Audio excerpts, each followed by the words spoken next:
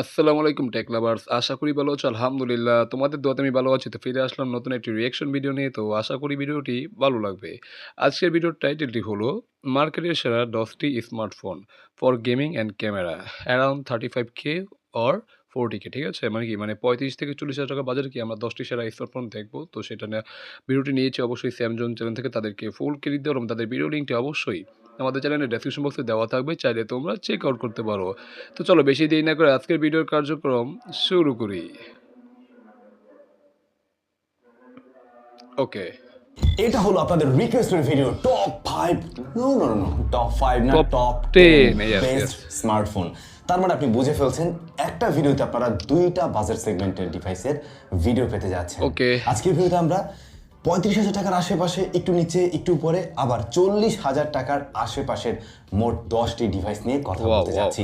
মানে যাদের বাজেট মনে করো 35 থেকে 40,000 টাকা, তাদের জন্য কি আজকে ভিডিওটি এক কথায় পারফেক্ট হতে যাচ্ছে। ঠিক আছে? তারা অবশ্যই ভিডিওটা কন্টিনিউ করবে, কারণ আমরা তো অনেকে ঈদে কি মানে মোবাইল কিনি, তাই না? তো এই জন্যই ভিডিওটা আসলে স্পেশাল। ঠিক আছে? তো চলো আজকে ভিডিওর মানে কার্যক্রমটি আবার শুরু করি।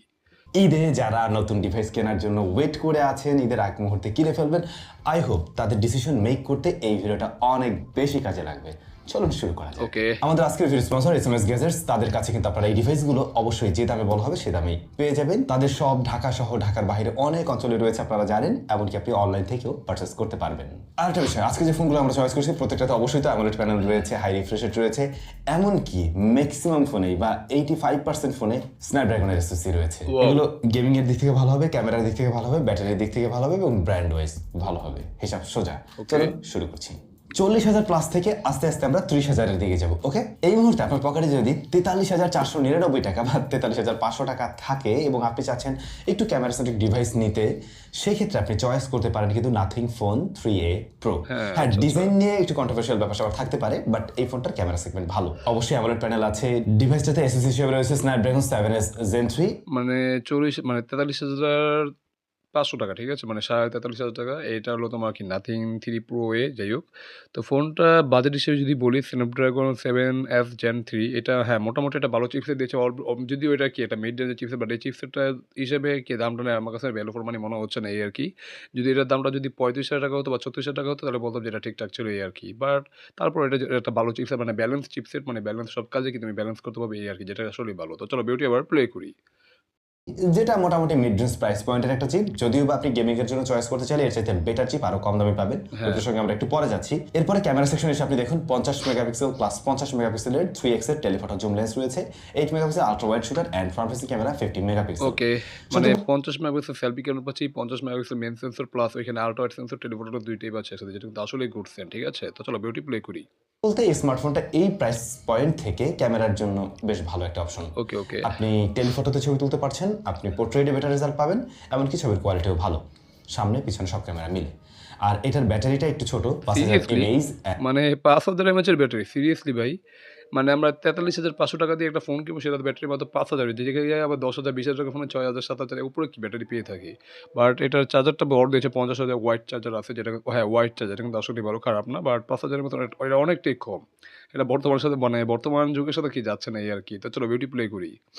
অ্যান্ড 50 ওয়াটের চার্জিং সিস্টেম, যদিও বা একদিন বেশ ভালোভাবে চালানো যায়। আমি আবারও বলবো, প্রত্যেকটা ডিভাইসেরই ফুল রিভিউ আমাদের চ্যানেলে দেওয়া আছে। এটা যেহেতু কোনো রিভিউ না, আপনারা অবশ্যই যে ফোনটাকে চয়েস করবেন ওইটার ফুল রিভিউ আমার চ্যানেল থেকে দেখে নেবেন। ওকে, এবার বাজেট আর একটু কমে গেল, 1,000 টাকা কমে গেলে, অর্থাৎ 42,499 টাকায় আপনি কিন্তু আবার পেতে পারেন রেডমি টার্বো 5 ম্যাক্স। আচ্ছা রেডমি টার্বো 5 ম্যাক্স এর 12/256 জিবি এই প্রাইস সেগমেন্টেই পাওয়া যাবে, যেখানে আমরা অ্যামোলেড প্যানেল দেখতে ওয়াও পাই ওয়াও, এবং এই ডিসপ্লেটা দেখো একদম পুরো একদম রাউন্ড শেপ ডিসপ্লে। আর হ্যাঁ ডিসপ্লেটা খুবই অসাধারণ, মানে খুবই প্রিমিয়াম। এখানে সম্ভবত মিডিয়াটেক ডাইমেনসিটি 9500 পাচ্ছি 3nm একটা চিপসেট, যেটা কিন্তু আসলে একটা পাওয়ারফুল এসওসি, তো যেটা কিন্তু আসলেই করছেন। তো চলো ভিডিও প্লে করি। ডাইমেনসিটি 9500S রয়েছে, যেটা কিন্তু মোটামুটি বেশ পাওয়ারফুল একটা এসওসি, হ্যাঁ অবশ্যই, যে আপনার রেগুলার কাজের পাশাপাশি গেমিং একটা ভালো মানে রেজাল্ট দেয়। স্ন্যাপড্রাগন 7 Gen 4 থেকে এটা অনেকটা এগিয়েছে। এটা তুমি কম্পেয়ার করতে পারো 8 Gen 2 বা 8 Gen 3 এর সাথে কি কম্পেয়ার করতে পারো। তো এটা এরকম একটা পাওয়ারফুল এসওসি, তো যেটা কিন্তু আসলে বলো, মানে তুমি যদি গেমার হয়ে থাকো তাদের জন্য কি এই ফোনটা আসলে আদর্শ। তো চলো ভিডিওটি প্লে করি। এছাড়া ক্যামেরাতে আমরা দেখতে পাই 50 মেগাপিক্সেলের মেইন শুটারের পাশাপাশি 8 megapixel ultra ultra wide wide, রয়েছে, ওকে। 30 মেগাপিক্সেলের ফ্রন্ট ফেসিং ক্যামেরা থাকছে, আর ব্যাটারি রয়েছে 9000 wow, mAh and impressive 100 impressive. ওয়াটের চার্জিং সিস্টেম। তো যাদের বিশাল বড় ব্যাটারি দরকার হ্যাঁ এবং অবশ্যই। পারফরম্যান্স সেন্ট্রিক একটা ডিভাইস দরকার, বাট আপনি রেডমি লাভার, সেক্ষেত্রে কিন্তু আপনি এই ডিভাইসটা দেখতে পারেন আরো 1000 টাকা কমে পেয়ে যাচ্ছেন, কিন্তু এটার চাইতে ক্যামেরায় বরং নাথিং ফোন 3A Pro এগিয়ে থাকবে। ভাইজান পরবর্তী ডিভাইসের কাছে তো আমরা অবশ্যই যাবো, বাট ঈদের আগে তো পাঞ্জাবিও কিনতে হবে না? 10% ডিসকাউন্ট প্লাস পাঞ্জাবি কিনে যদি ফোন পাওয়া যায় তাহলে কেমন হয়? আমাদের টাইজোর পাঞ্জাবি কালেকশনস থেকে আপনারা যদি পাঞ্জাবি বা যে কোনো কিছু মানে 1000 টাকার উপরে যে কোনো কিছু পারচেস করেন, সেক্ষেত্রে আপনি একটা স্মার্টফোন জিতে যেতে পারেন। আর অবশ্যই 10% ডিসকাউন্টও থাকছে। ভিডিও ডেসক্রিপশনে আমি এই লিঙ্কগুলো দিয়ে দিচ্ছি, প্লাস আমাদের একটা আউটলেট রয়েছে এখন 10 নম্বরে মিরপুর, ওইটার অ্যাড্রেসও দেওয়া আছে, আপনারা চাইলে সেখান থেকে গিয়ে ফিজিক্যালিও পারচেস করতে পারেন।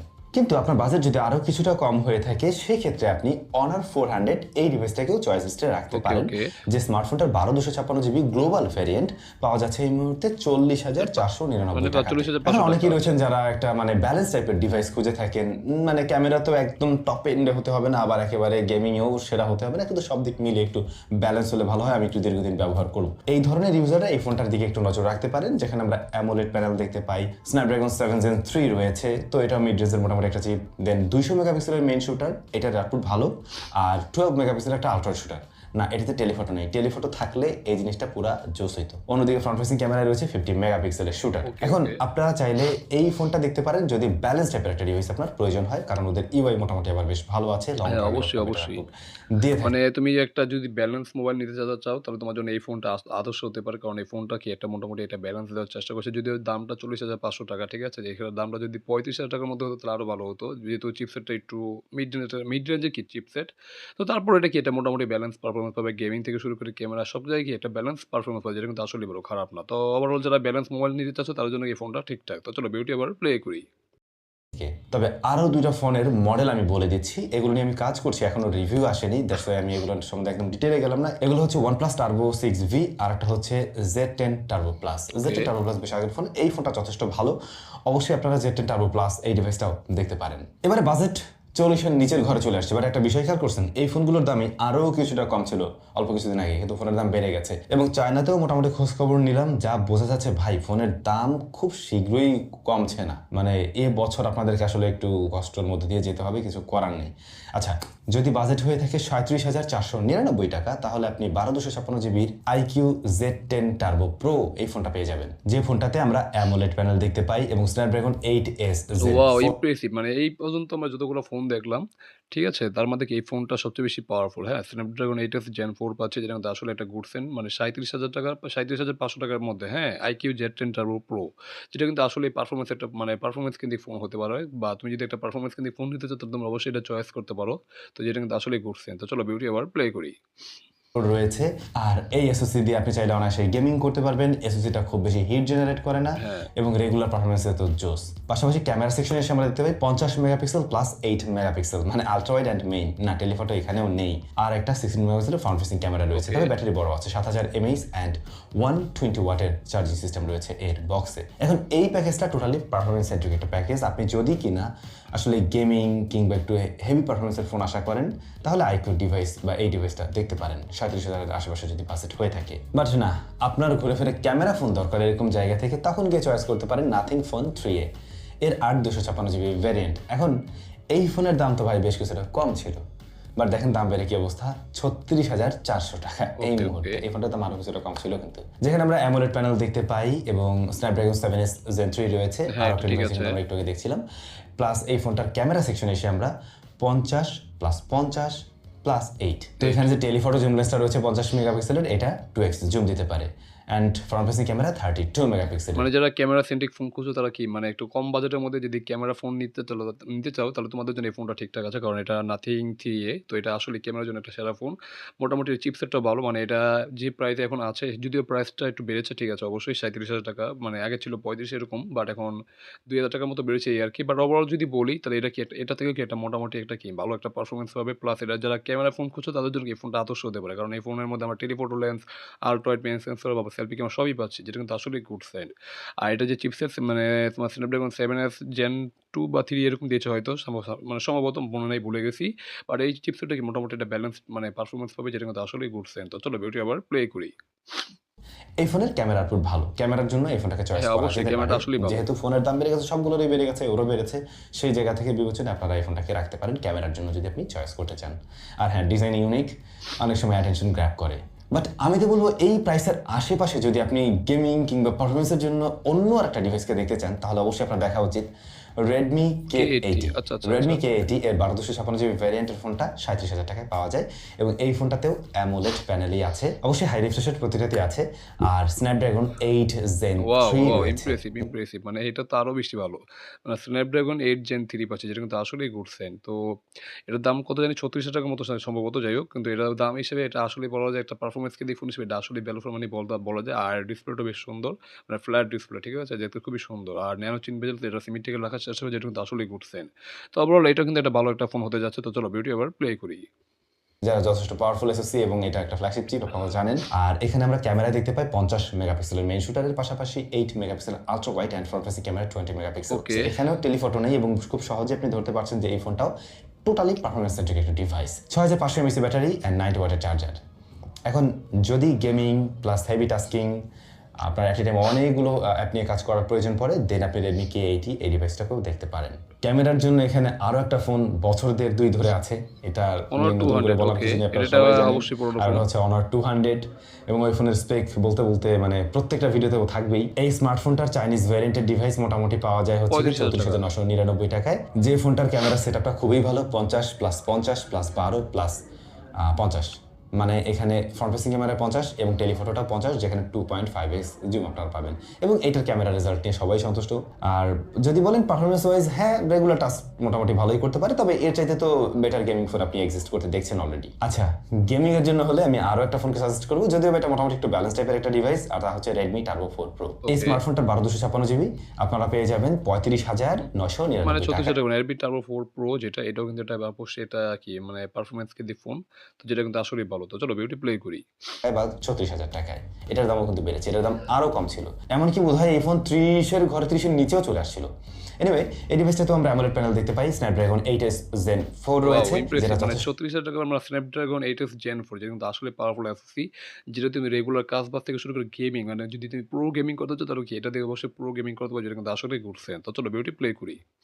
পাওয়ারফুল একটা এসওসি, গেমিং বলেন রেগুলার কাজ বলেন সবকিছুর জন্যই। অন্যদিকে 50 প্লাস 8 প্লাস 16 মানে ফ্রন্ট ফেসিং ক্যামেরা 16, ক্যামেরাটার রেজাল্ট ভালো, বাট টেলিফটো আপনি পাবেন না। হ্যাঁ, হ্যাঁ। 7000 এমএএইচ ব্যাটারি অ্যান্ড 120 ওয়াটের চার্জার। তো এই ফোনটাকেও দেখা যেতে পারে এবং মুড়ির মতো এই ফোনটা সেল হইতেছে আমি জানি। বাংলাদেশের মানুষজন রেডমির ফোন প্রচুর কিনে, চাইলে আপনারা এই ফোনটাকেও দেখতে পারেন।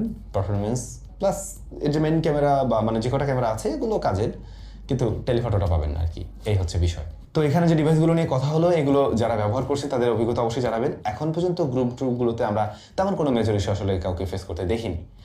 আর কারেন্টলি ফোনের দামও বেড়ে গিয়েছে, এর মধ্যে থেকে আসলে খুঁজে এই ফোনগুলোকে বের করা গেছে এবং দুইটা বাজেটকে আমরা অ্যাট এ টাইম কভার করার ট্রাই করলাম। আশা করছি এই দুই প্রাইস সেগমেন্টে যারা কেনার চিন্তা ভাবনা করছিলেন তাদের মোটামুটি একটা আইডিয়া দিতে পারলাম আর কি। ভিডিওটি কেমন লাগলো কমেন্ট করে জানাবেন। ভালো থাকুন, দেখা হচ্ছে নতুন ভিডিওতে। কোন বাজেটের ভিডিও এর পরে চান সেটাও কমেন্ট করে জানাবেন নিশ্চয়ই।